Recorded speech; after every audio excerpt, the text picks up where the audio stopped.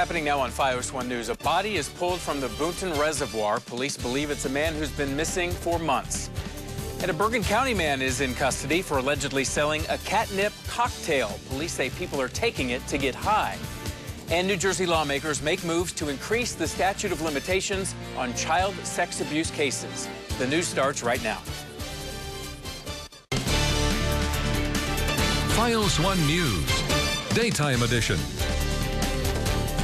Good afternoon, I'm Brian Webb. Thank you for watching today. We'll get to your top stories in just a moment. First, we want to check the Friday forecast. Here's meteorologist Addison Green. Hi, Addison. Brian, take a look how cold it was out there this morning, because once again we had to deal with another time frame of being in a deep freeze. Like up towards Hamburg, you went down to 4 degrees this morning. Jersey City was 20, Long Branch 21, and Montgomery was 11. Everyone was trending below the normal low of 31 degrees, but we have risen, though, into the low 30s in several spots and going above the freezing point right there in Hamilton and in Middletown, which for some is the first time we're going above freezing since Monday. The winds are relatively light to calm, but nonetheless, we still do have a little bit of a chill in the air, so temperatures are feeling in the low 20s in Newton, and up towards Paramus, it feels around 30 degrees. But at least the skies are nice and bright. We'll have some high-level clouds getting thicker over time, and as you're pushing towards the evening hours, we will watch those clouds become mostly cloudy and overcast, with a chance for some light flurries later on today. A body has been pulled from a reservoir in Parsippany, believed to be a man missing since November.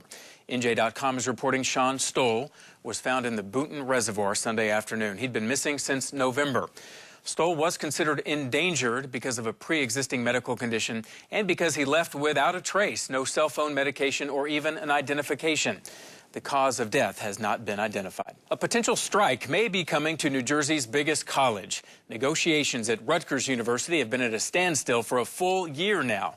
Fios 1's Stephen Maluski has the details from New Brunswick. A Rutgers University union is moving closer to a strike for the first time in more than 15 years. The Rutgers American Association of University Professors American Federation of Teachers Union has been without a contract since July 1st, leaving nearly 5,000 full-time faculty and teaching assistants unsure of what's next. Contract negotiations have been ongoing since last March, but without much success. On Thursday, union leaders asked members to vote on authorizing a strike. That doesn't mean a strike will automatically happen, but the threat of one can become very real in contract negotiations. The union claims on its website that it all comes down to respect, writing, quote, "A strike vote, and if necessary, a strike, will amplify this critical message and will help ensure that faculty and grads receive the respect they deserve." The union claims that after 4 years of no raises, the university is not offering enough. According to a university spokesperson, about 24 labor union contracts expired last year. So far, agreements have been reached with 4 of them, and tentative deals have been made with 2 other unions. Students this morning tell us it's imperative the university resolves this dispute. Because of this cut of budget or cut of contracts, it's affecting the professors, and if it's affecting the professors, it's obviously going to affect the students because they're the one who's teaching us all this stuff. And I don't think it's a good idea, and I think the university should get on that. The strike vote is expected to continue over the next few days until a majority of the union members cast their vote. In New Brunswick, Stephen Maluski, Fios 1 News. A Fairview store owner is busted for allegedly selling what's called a catnip cocktail. Police raided the Nutrition Zone store off Route 46 in Fairfield and say they found 61 bottles of catnip hidden inside the store. John Sirico of Tafton, Pennsylvania, is charged with drug possession with the intent to distribute. Police say they've been dealing with several people acting erratically after taking catnip to get high. The DEA does not list the animal sedative as a controlled substance, but apparently it has the same effects on people as the date rape drug GHB. A Bergen County hospital is responding after facing a lawsuit over a noose found on its property. 58-year-old Patrick O'Reilly, who is African-American, says he found the noose at his work area at the Inglewood Hospital 2 years ago. According to NJ.com, the 10-year employee is suing the hospital for negligence, saying it failed to protect him from discrimination. And according to legal documents, the hospital admitted finding a noose, but denies any wrongdoing. Last night, the hospital issued a statement saying, "We conducted a thorough investigation into the matter and worked with local law enforcement throughout its investigation." It went on to say neither investigation resulted in any finding of discrimination on the part of Inglewood Health. Our priority is and remains to care for others. We strive for acceptance, cooperation, and teamwork. A private school in Bergen County is stepping up security after racist drawings continue to pop up on school property. Fios 1's Arnold Godoy is in Inglewood with reaction. Here at Dwight Englewood Private School, hateful drawings that were found have parents and authorities concerned, and residents are in disbelief. I'm really shocked. I'm really surprised because I wouldn't have expect something like that. Not here. Authorities say those drawings, anti-black and anti-Semitic, popped up multiple times inside bathroom stalls over the past week. Neighbors tell me this community is very diverse, and so is Dwight Englewood. Especially for that school, because the school is mixed. You know, it's not one particular kind of students. It's all different types of students. They come from all different areas, not just here in Englewood. They come from other towns. The first writings were discovered on Wednesday. The school then sent out notifications to parents, students, and staff and scheduled assemblies to talk about the incident. Police say after those assemblies were held, 2 more of those drawings appeared in the stalls. Investigators have not yet revealed what exactly they showed or said.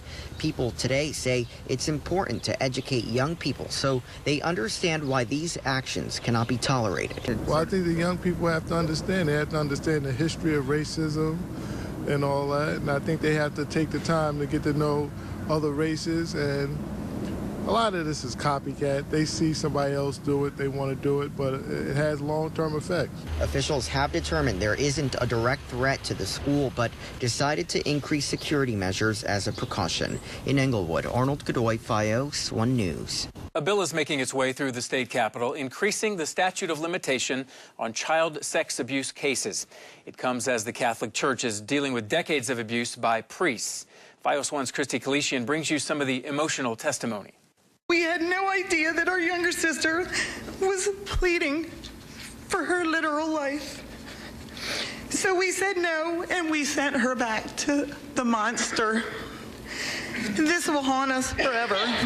Through tears, Patty Fortney Julius describes the Catholic priest she says abused her, along with her 4 sisters throughout their childhood. Senate Bill 477 eliminates the state's 2-year statute of limitations following sexual abuse. Emotional testimonies were made by those claimed to be victims of abuse, along with their families. The bill will not only eliminate the statute of limitations in the state for childhood sexual abuse cases, but makes organizations in which the abuser was associated with liable for the reported abuse. The state's Catholic Conference opposed the bill and instead proposed their victim compensation fund. It is very victim friendly.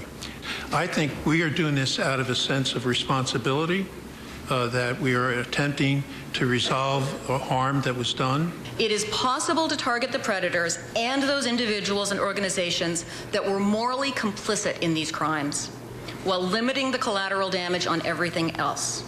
This comes weeks after New York passed a similar legislation, the Child Victims Act. Dr. Robert Hotzen, a former priest who claims he was abused in the church as a child, says he never thought he'd see a law like this in his lifetime. The New Jersey legislators are convinced that that New Jersey kids have to be protected too, just like the New York kids. And we're hoping that our friends to the west, Pennsylvania, will do the same very shortly. We have had to make it very clear in Pennsylvania that we are not going away because we can't. And today, we need the New Jersey Senate to also know that we can't go away from here either. The assembly version of the bill is expected to be voted on by the end of the month, and if passed, will make its way to Governor Phil Murphy's desk. And we are here in Trenton. Christy Kalishian, FiOS 1 News. Protesters are in New Brunswick today, calling out the governor on his climate change policies. The Empower Coalition of New Jersey rallied in New Brunswick, where the governor is expected to deliver a keynote address at the New Jersey Future Forum.